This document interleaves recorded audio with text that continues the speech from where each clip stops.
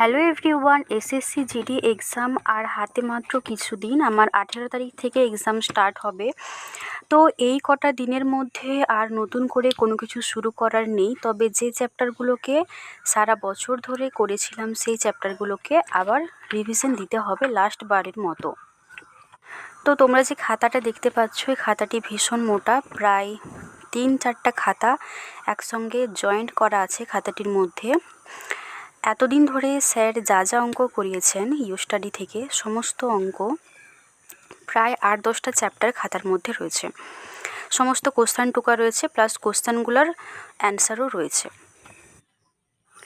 তো দেখব কিছু ইম্পর্টেন্ট ম্যাথ চ্যাপ্টার, যেমন LCM and HCF, percentage, mixture, partnership, age, ratio and proportion, time and distance, number system, simplification, trend সংক্রান্ত যে অঙ্কগুলো।